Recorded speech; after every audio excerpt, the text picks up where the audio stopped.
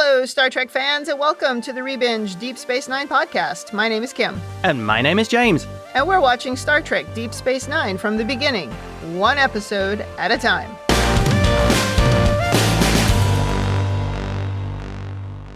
Welcome back to the podcast. Today we are on Season 5, Episode 7, Let He Who Is Without Sin... This episode aired November 11th, 1996. Before we talk about this one, anything to say about last week's episode, Trials and Tribulations? No, it was perfect. I may have been a little hard on that episode, especially after watching this ridiculous episode. I think you were, yes. I did enjoy that episode. Sorry for all people who loved it. You were causing a lot of tribble there. I am a bit of a troublemaker. Yes. Didn't we promise we'd never make puns on this podcast? No. Did you promise you would never make puns? Maybe you did. I am not a big pun fan, I admit it. I mean, every now and then I can accept a pun, but when it's a constant barrage of puns brings me down for sure. Then we should be a show on NPR. Or at least an SNL show about NPR. Yes, there you go. All right, should we talk about this episode? Yes, I think we should. In the cold open, we have Morn in his puffer jacket, and he gives one of the Starfleet people with no pips, as far as I could tell, a flower, while Odo and Sisko sit nearby sipping coffee, or Ractigino. Yep. They talk about the O'Brien's plan to name their baby Sean. Sisko likes the name, but Odo says in Bajoran, Sean means swamp, but nobody has bothered to tell them that. They really probably should. Well, Odo volunteers Sisko to inform them. Yeah, rethink the name. Yeah, you gotta be aware of your surroundings. Exactly. Well, then Dax arrives complaining of a muscle pull in her neck. Odo says Worf has been to the infirmary for even more injuries lately than Dax, and Sisko thinks they should figure out how to not injure themselves. But Dax says interspecies romance comes with a bit of danger. So once again, the writers or producers are getting their personal violent sex kink into the show. Quite impressive. Yeah, it's not cool. I really honestly don't want to talk about my co-workers' sex lives, if we're being perfectly honest. No. I've had co-workers of both genders who have been oversharers, and it really is, I don't want to know. It's just, it makes the rest of the work stuff awkward. Yes. TMI. Well, then she surprises Sisko and Odo by saying that she's going to Risa with Worf, since nobody thinks Worf is the relaxing type. And then Worf arrives ordering his extra-large prune juice. Yeah. And at least this time, it does appear to come in a large glass. I mean, the last time he said extra-large, it gave him a little tiny glass. So I guess they fixed that bug in the replicator. Another thing for Miles to fix, obviously. Yeah. Anyway, he seems irritated when Dax invites him to join her at the table with the other two. And then he's even more annoyed when he finds out that she told them where they're going for their vacation. He ominously says they have much to discuss, which does not sound like a fun vacation in the first place. Oh, dear. And then it turns out that Worf is also annoyed at Dax because she had lunch with an ex-boyfriend, and they have a very tropey conversation, which is terrible. And Worf is just a complete jerk in this conversation. So this is the 80s sitcom episode about the ex-boyfriend. Oh, it's just the sloppiest writing. And another example of how we don't know how to write women or deal with relationships. I mean, just completely lame. I think this is another one of those rejected sitcom scripts that they just threw into the pile because they needed an episode. Yeah. Well, Dax doesn't understand why Worf needs to control her every move, and Worf weirdly implies that she'd behave better if she was a Klingon, which I gotta say makes no sense to anyone. I think Grilka disproves that. Yeah. So Julian and Leeta now approach them and ask if they can hitch a ride to Risa. And Worf is annoyed, of course. Though, I have to say this would be annoying if you'd planned to have this deep conversation on a long drive or flight or whatever. But anyway, Dax is planning a vacation, not a deep, meaningful trip. So she's like, sure, no harm in sharing a runabout. I think their communication skills are almost up to the O'Brien's level. Almost. Why in this scene, when Bashir arrives, does he kiss Dax? Did you notice that? No, I didn't. When did that become appropriate workplace behavior? I think that's the first time that's ever happened. It would have made more sense if he'd kissed her on the cheek after she agreed to take them along, but he doesn't do it. He does it right when he gets there. I think they just did it to annoy Worf, to give something else for him to go about. Yeah, you know? That's true. But it made no sense. That's true, but Dax does have that really evil, jerky sense of humor. Yeah, but she didn't do it. Well, she might have arranged it with Julian. Oh, I find that hard to believe. Oh, the back to season 1 Julian, could be. I don't know. Well, anyway, Worf repeats. They have much to discuss. And then on the way to the runabout, Worf is surprised to learn that Sisko and Dax spent time together on Risa. Of course, that was Curzon, not Jadzia. Yeah. And then when they get to the runabout, Quark has also invited himself along, much to Worf's chagrin.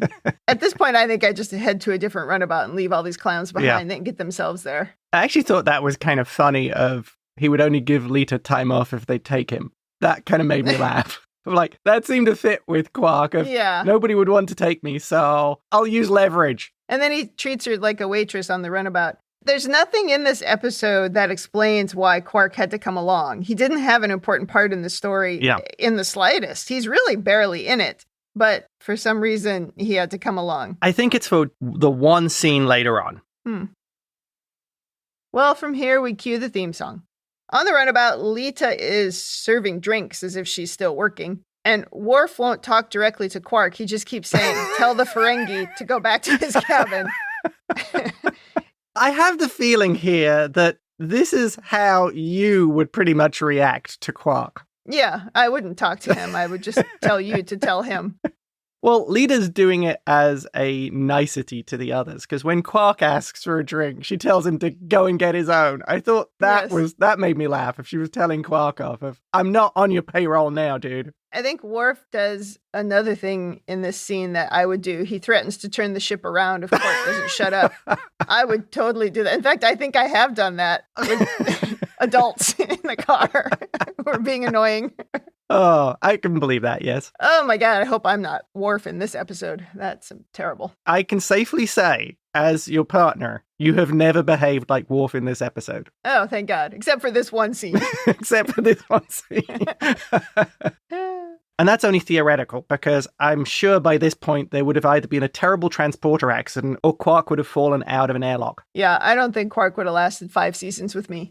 So Quark gives everyone a little statue called a Horgon, which is a Risian fertility symbol. Displaying one to the locals means you're seeking Jamaharan, which I guess is a euphemism for something. Yes. And everyone heads off to change into their resort wear while Worf just huffs and puffs at the console. He's such a curmudgeon. Yes. Well, then we arrive at Risa, and everybody beams down into a beautiful green park in their resort wear, and we see a lot of ridiculous outfits, not just the main cast, but everybody in the park, including Julian's extremely strange pants. Like, they seem to be made from a 1970s comforter. Yeah. And then there's Quark and his bare legs, which seem to be painted red, and I think he's wearing wedge sandals. Oh, I didn't notice that. Uh-huh. That's funny. And the other thing about Risa is apparently it's only filled with beautiful people. Oh, well, for sure. It looks like they've just gone through the A-list for the casting in terms of looks. There are a few times in this episode where I was thinking this is a lot like going to Las Vegas, but that is not one of those ways. No. No. Well, meanwhile, Leeta and Dax appear to be in bathing suits with flowy bottoms. By the way, Dax is wearing a lot of purple in this episode, which is always welcome by me. And then there's Worf, still in full uniform. Well, the uniform is most comfortable. It's designed for a variety of environments. Yes, but you look ridiculous. Julian and Leeta head off together, and Quark immediately has 2 Risian women on each arm, which is something I've seen too many times on this show and just continues to be gross. As Dax is trying to lighten up Worf's mood, he complains that the paradise is artificial because the planet's weather is controlled by an elaborate weather control system. Yeah. In its natural state, this planet is a rain-soaked, unstable jungle. Worf says he didn't come to enjoy the scenery, though he does like Dax in her bathing suit, and he compares her to a beautiful protostar cluster, which she appreciates. I'm not sure here, but I think this is basically the point of the episode, to get Dax into a swimsuit. Oh, probably. And this next character, too. So the happy mood lasts for about 1 second when Vanessa Williams arrives, greeting Dax. She apparently kind of runs the place, and we have the unfortunate implication here that she somehow sexed Curzon Dax to death. Good Lord. At this point, I'm thinking about Futurama and Death by Snoo Snoo. Yeah, I don't know what that is. I'll have to take your word for it. Well, Futurama fans can look that one up. Fans probably don't have to look that one up. That's true. It's the rest of us. Well, then this new character says Dax's new host is very attractive, which Worf doesn't like. So he rudely chases her away so that he can whine about how he's been loyal to Dax and he expects her to be loyal to him and blah, blah, blah. Oh, my God. I mean, if you can't deal with Dax or her past lives, I kind of think you got yourself into this trouble. Like he said, this is just the rejected script from an 80s sitcom. Yeah. It's the jealousy episode of the 80s sitcom. Let's face it. You know what this is? This What? is more like the kind of writing that was on Fantasy Island and Love Boat Oh, gosh. than sitcoms. It's just oh, so wow. terrible and melodramatic and tropey and this is dumb. So now we go to their room, which is like their hotel room or their resort room, and Worf is looking at a sparkly gold bathing suit, which I really wish he'd put on at some point in this episode, but he never does. Yeah, he does not look fondly at the gold Speedos that she's brought for him. I mean, come on, everybody else is wearing bathing suits. Surely, as a Klingon, you would want to show off your physique. In comes a guy named Pascal Fullerton, played by Monty Markham, who has been in every well-known TV show all the way back to the 60s, like Dallas, because we love to get people from Dallas on this show. He was in Love Boat and Fantasy Island, too, by the way. That's funny. He was on Hawaii Five-0, Mission Impossible, Murder, She Wrote. He was even in Baywatch. Yep. I'm not sure what I recognize him from, but he's definitely a familiar face. He's just one of those faces that you recognize because they've been in one episode of everything. Yes. Well, anyway, this guy is the chairman of the New Essentialists movement, dedicated to restoring the moral and cultural traditions of the Federation, which you immediately know is going to be trouble. I assume here that what they're doing is basically pointing at like Jerry Falwell and the whole moral majority kind of thing. I suppose. I mean, I love it when somebody arrives to tell me that my morals are bad. That's really great, especially on my vacation. Yeah. He tells Worf that they're holding a rally later because Risa represents the eroded morals of the Federation and he needs to shut it down. And Worf, of course, is immediately on board. Oh, dear. Later, Worf is studying the guy's literature and they bump into a nearly naked Leeta hanging out with some other guy who is not Julian. She's found a toy boy. And Worf is annoyed. And what this toy boy is wearing is pretty funny. Oh, He's yes. got like a mesh top on that you can see through. I mean, it's absolutely hilarious. Oh, yes. He's got his mesh outfit on. Very nice. Oh, this episode is ridiculous. He's going to be dancing at the club later. I think so. Of course, Worf is highly annoyed, but Dax says it's really none of their business, which is true. Though this is maybe why you shouldn't go on personal trips with other people whose business you don't want to know, because you do end up in each other's business. Right. But Worf is, of course, planning to attend this rally that Fullerton is throwing. And he's, by the way, still in his full uniform, sash and everything. He is a little bit of a stick in the mud here. He is. Not the first time we've seen Worf be a stick in the mud, but it's pretty bad. So we go to the site of the rally, and they're surprised to see so many people are there, and they do catch sight of Julian kissing some woman who is not Leeta, and Worf scoffs. He thinks Risa is a bad influence on people, so clearly we have to clean up everybody else's morals. Right. And here we learn that the Risians appreciate Fullerton's devotion to his cause, and they don't mind his complaints because it seems to make him happy. They're very accepting of this rally. Which they're holding on the beach, and Fullerton and his crew are all wearing long coats and jackets. Big, heavy suits. Yeah, that is going to be so swampy, I don't even want to think about it. Yeah, I thought the same thing. Well, Fullerton says everyone here is a pampered, spoiled child, and the Federation has become lazy. He says someday you'll have to learn to take care of yourself. The Borg, the Romulans, the Klingons, and the Dominions see it too. He says if we don't change our ways, everything will be taken from us. He's very dramatic, and Worf, of course, is just nodding right along with him. Oh, dear. Later, Worf says others do see the Federation as vulnerable, and this is why the Klingons felt that they could attack. Julian doesn't see what that has to do with Risa, and Dax just wants a vacation, and she'd really like this conversation to end. You kind of feel for Dax here, where clearly she's like, I just want to have a quiet time. I just want to have a nice time. I just want to be relaxing. And Worf has totally just off on this tangent. I wonder how soon into this vacation she regretted convincing him to come here. On the shuttle. Oh, yeah, I think so. Maybe when they got to the airlock and Quark was standing there. She's like, oh, no. The Ferengi.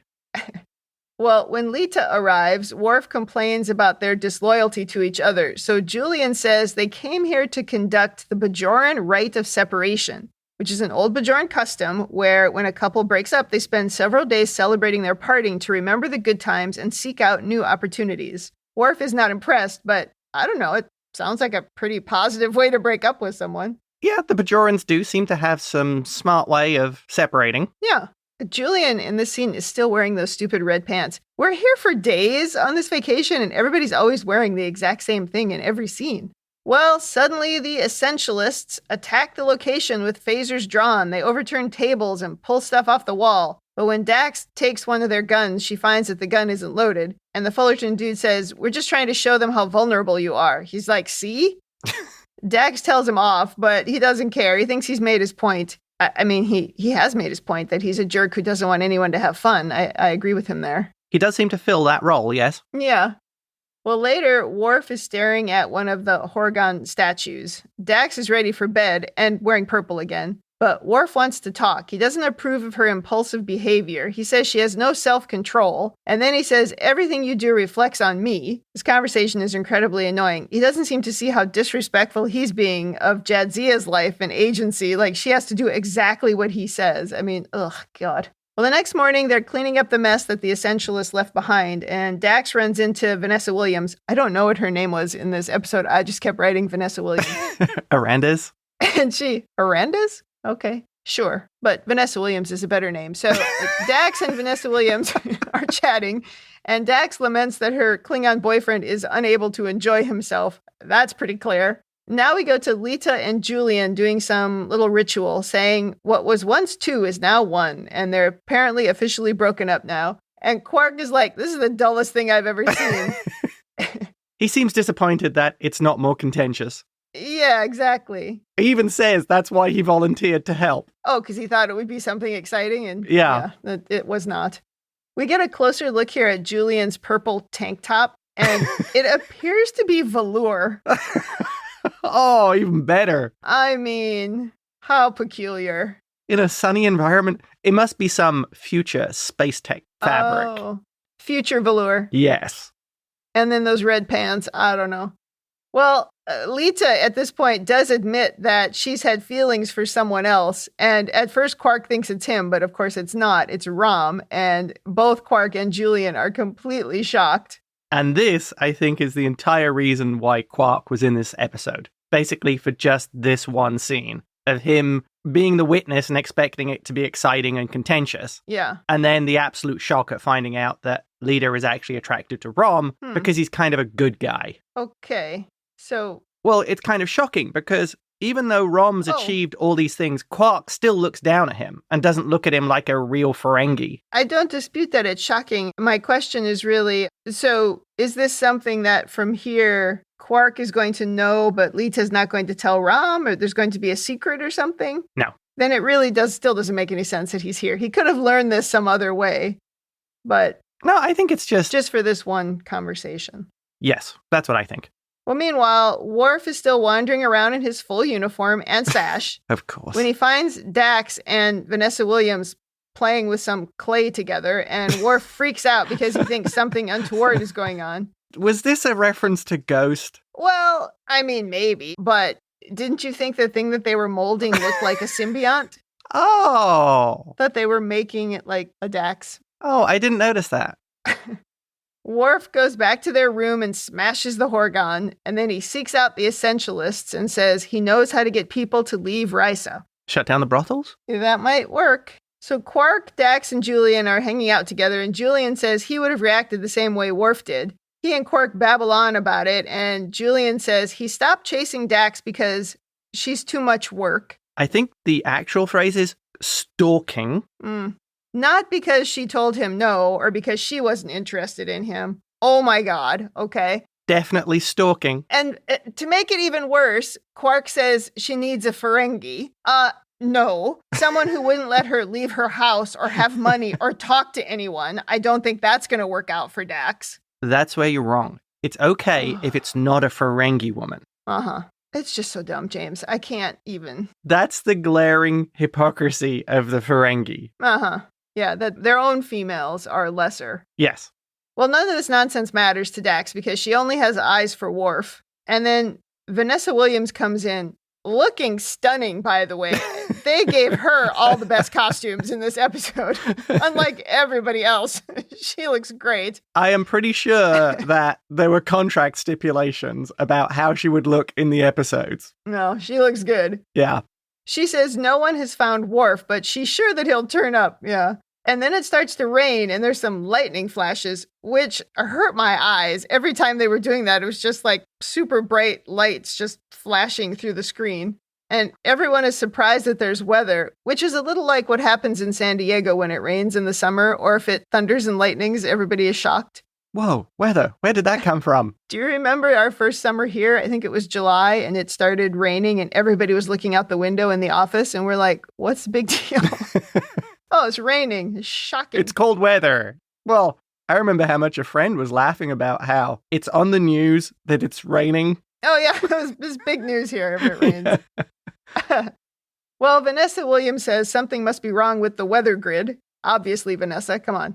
And now the tourists are all gathering together, and Vanessa Williams says she's sure the grid will be repaired soon, but in comes Fullerton, taking credit for the weather event, and we learned that this was actually Worf's idea. He deactivated the grid, and it will take a few days for it to be restored, and now the natural weather cycle is going to take over. And when Quark asks why, Fullerton says Risa is an illusion, which I found hilarious because isn't that why people go to resorts or go to Las Vegas? Yes. Because it's an illusion and it's not like their real lives? Yeah.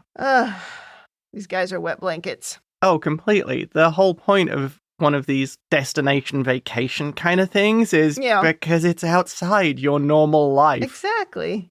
Well, Vanessa Williams is beginning to think there's no hope for Fullerton or Worf. Julian, Quark, and Dax tell Worf what he's done is wrong, but oh, shocking, he disagrees. If Federation citizens can't handle a little bad weather, how will they handle a Dominion invasion? Yeah, that's the same thing, guys. Okay. Yeah, they're totally on the same level. Oh my gosh. Well, now everyone is whining about the rain, and Dax is the only one still trying to enjoy herself. Vanessa Williams notices that people are complaining about everything all of a sudden, so everybody's getting whiny.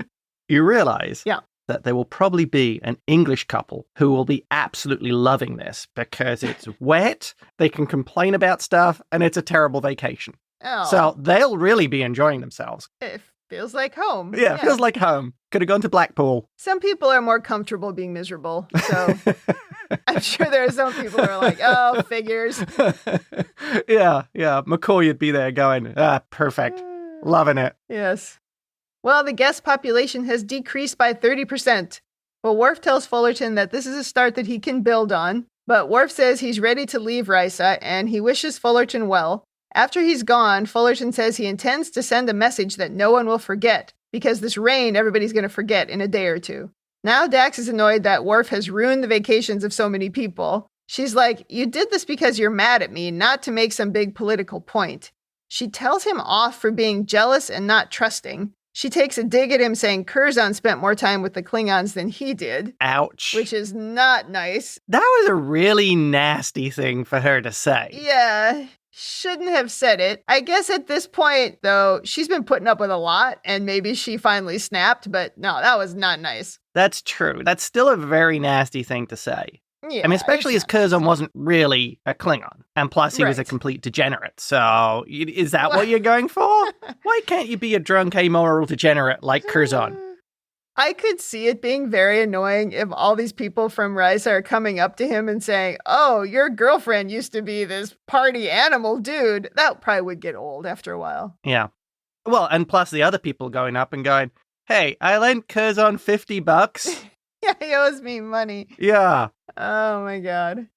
Well, Dax says that Worf is a paragon of honor and discipline, but he holds himself back from the Klingon zest for life. That is true. Yeah. And then he tells a story of when he was a kid and he was viewed as the uncontrollable Klingon. When he was 13, he was on his school soccer team, and he was so focused and determined to win in a big match that when he went up to hit the ball with his head at the same time as another kid, he headbutted the other kid. He roared with triumph, but he hadn't noticed that he'd actually hurt that kid until he turned around to gloat. And then he found that he'd broken his neck, and the kid actually died the next day. So he learned to practice restraint because humans are fragile, and that became a part of who he is. Losing control might mean someone he cares about will get hurt. And Dax is like, you can't control everything, but you can trust me. So we had to go through this whole episode. Yeah. When the real point of this was Worf saying about why he has to be under control around humans. Which you could have said in any setting. There's a billion ways you could have done that setup better. Yes. Also, an overanalysis point here. Yeah. So he says humans, compared to Klingons, are fragile. Yeah. If this was true, wouldn't this mean even a guy as big as Sisko would have no chance of beating a Klingon in a hand-to-hand fight? They just steamroller you. Well, I think this is the view of a 13-year-old child, though. Yeah. Because realistically, a human head hitting another human head could have caused the same thing. That's true. But he doesn't think about it that way. He just thinks about how, well, obviously I was the other. I was the Klingon because I was, sort of getting picked on about that. And then it was proven right when I accidentally killed this other kid. So I would say it's the view of a child. Yeah. Okay, so it's not necessarily true. It's just his interpretation of what it meant to him. Okay. We all live with some crazy stuff that we decided in our childhood that we should have moved on from. Yeah. But this is maybe a little extreme. Right. And also maybe a little on the nose, but okay. Well, Klingons are also pretty tough. Yes. And I don't know what the growth rate of Klingons is, so he might have been significantly bigger. He might have been, yeah. So it could have just simply been a body mass issue as well, of he headbutted the guy by mistake as part of the tackle, and a 200-pound Klingon hitting a 100-pound kid is not going to come out well. Right. Well, as they're having this conversation, there's an earthquake, and it turns out the Essentialists are doing a bit more than causing some rain, because we learn they're messing with the tectonic stress regulators as well. Worf takes the device from them, and Fullerton is shocked. He thought Worf was one of them. Worf says he believes the Federation will survive the Dominion, the Borg, and people like Fullerton. Worf still thinks they have to return to core Federation values, but one of the values is trust. It is essential that we remember that. And then the guy inexplicably slaps Worf for absolutely no reason, and Worf picks him up and throws him across the room. Did he make a joke about his wife? I don't know, but by the way, after the previous scene, he could have easily killed this guy. But they make a point of showing that he's okay, but it was just incredibly stupid after that last scene. Yeah, that really doesn't make sense about the showing restraint. Yeah, well, I guess the restraint was he didn't throw him through the wall. Oh, that's true. I'm also thinking this is maybe one of those situations. We talk about how in Star Trek sometimes they build people up to be super strong and then have to back them down. Because in this scene, Worf just picks the guy up by one hand, if you remember. It's like, tosses him. Yeah. If Klingons are that strong, you couldn't hope to win in any kind of fight with a Klingon. That's a good point. Well, you can always use your headcanon that you bring up every now and then, like maybe the gravity on this planet allows Klingons to be stronger. Although he wasn't raised on Kronos, so I guess that headcanon falls apart. He was raised on Earth. That would mean everybody raised on Earth would be stronger here. Yeah. But maybe this guy's not human. Maybe this guy is from some other planet where his bones are really light. Ooh, okay, that's a good one. There's my headcanon. Yes. You're welcome. In which case, throwing him into the wall would definitely kill him if he had weak bone structure. Oh, gosh. I think we spent more time on this episode than the writers did. Agreed. Well, now everyone is walking on the beach, planning their trip home. And Vanessa Williams tells them to come back for a visit, which surprises Worf because he was such a jerk and basically crippled her business for 3 days. But Dax does say she'll be back and hugs Vanessa Williams goodbye. And then they're standing on the beach alone together with Worf still in his uniform and sash. And Dax says they should go for a swim, even without Worf's bathing suit. The end. Thankfully.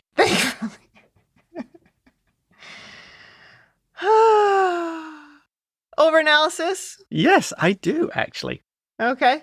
The first one is, I don't think you could honestly have made a clunkier episode if your whole point was to show that Worf was naturally reserved because of his upbringing and his background around humans. And to show that Worf really, when it comes to relationships, is very juvenile. Yeah. I guess it comes to he really doesn't have a lot of experience with relationships. So maybe that was part of what they were trying to say, but wow, was it hokey.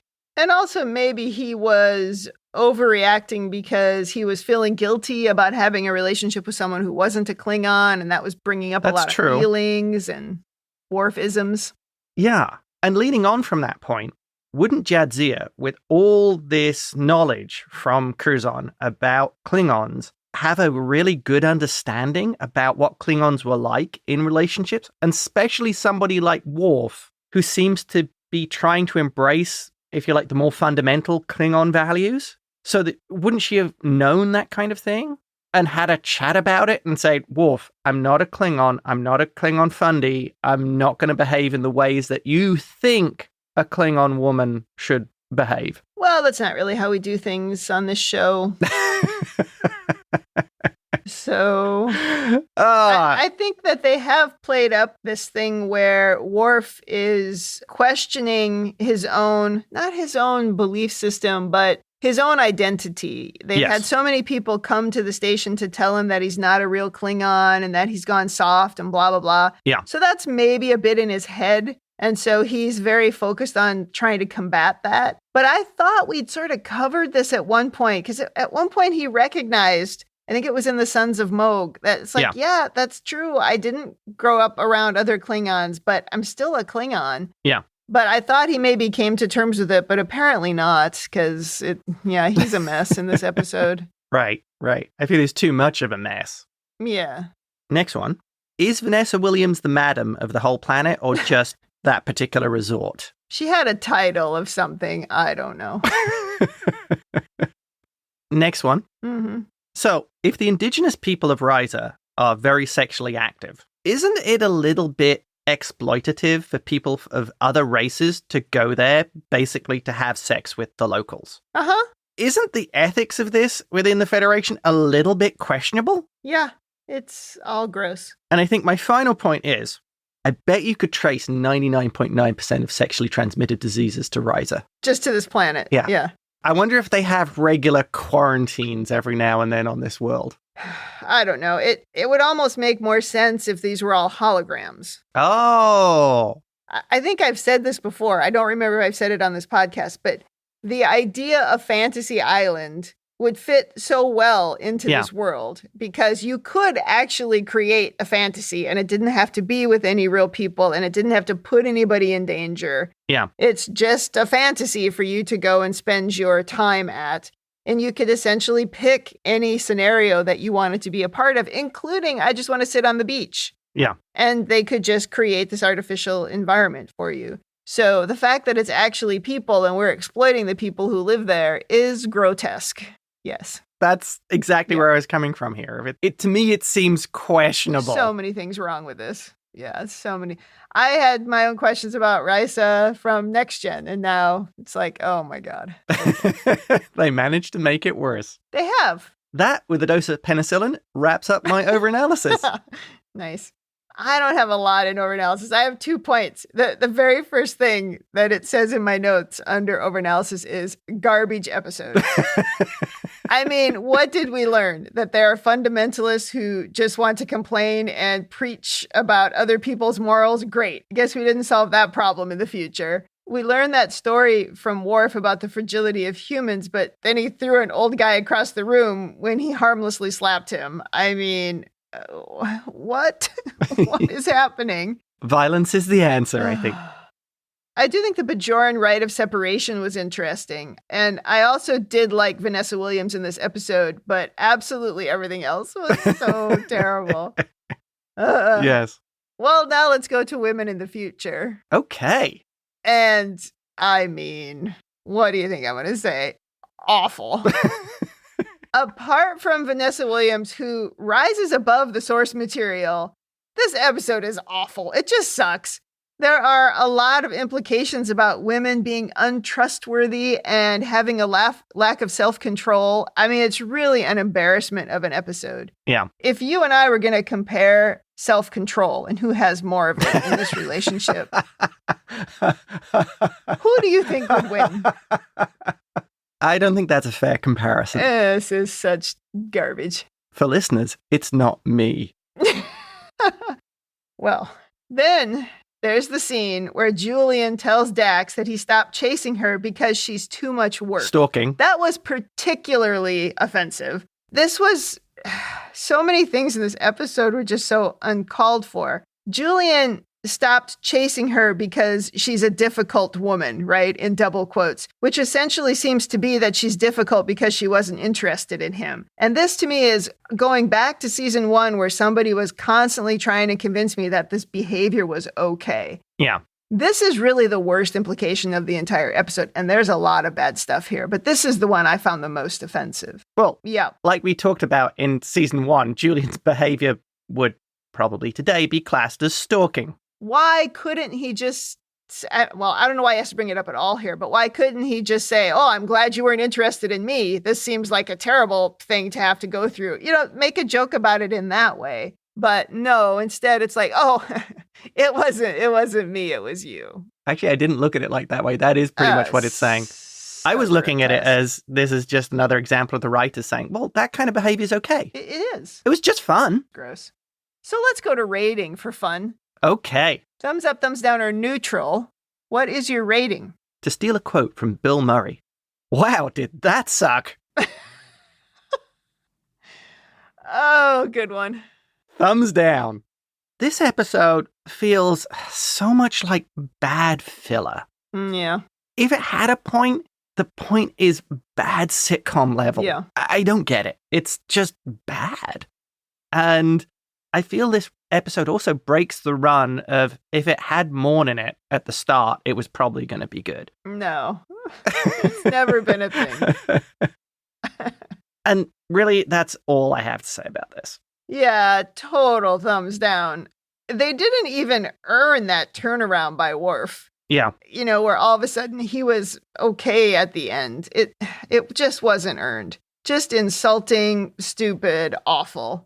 I would be so horrified if this episode was anybody's introduction to Star Trek. What an embarrassment. It'd be so hard for me to explain. Oh, wow. No, really, really, it's good. Really. Yeah. keep watching. Watch another episode. Oh, my God. Oh, wow. I'm so happy this isn't the first episode I ever watched of Star Trek. I never would have watched it again. Yeah. Oh, what a mess. All right, well, I think that wraps it up, unless you had anything else. Well, I have some alternative names for the show if you want. Okay. First one. Uh-huh. Sexbot World. Oh, good one. If only they'd been sex bots. Yeah, like Westworld. Yeah, exactly. That was what I was thinking with this. Okay. Okay. Yeah, that's a good one. Next one. Yeah. Planet of the Swingers. Yeah, that seems accurate. I am a little shocked nobody ever said what happens on Risa stays on Risa. That's probably trademarked by Vegas. Yeah, that's probably true. Okay, that wraps up season 5, episode 7. Come back next week for episode 8. Which is better. I hope so. It can't be worse. It's impossible. And then in 2 weeks, just to warn you, will actually be when Star Trek First Contact was released in terms of the timeline of releases. Yep. So we are going to skip doing a regular episode that week, and we're actually going to do Star Trek First Contact. So just prepare yourself. My favorite Star Trek movie of all of them. Yes. How many dozen times have I seen that? I've maybe only seen it 3 or 4 times. I saw it like 4 times in the theaters, if you remember. I know I went twice. But okay, no, I'm looking forward to that. I haven't watched that movie in a long time. You quote it very frequently, but those are all my favorite people, so I'm looking forward to it. Yes. Okay, in the meantime, if you'd like to send us your own overanalysis of this or any episode, or if you just want to say something nice, you can email us at rebingeit@gmail.com or tweet us at rebingeit. We're also on Instagram and YouTube at Rebingeit. You can check us out on talkthroughmedia.com. You can leave feedback there, and you can also check out our other Star Trek podcast, which is called Star Trek Prodigy, a Rebinge podcast, even though that's currently on hiatus. But we do have podcasts on our network for all of the other Star Trek shows. Thanks for joining us on the Rebinge Deep Space Nine podcast. That's it for me. And that's it from me.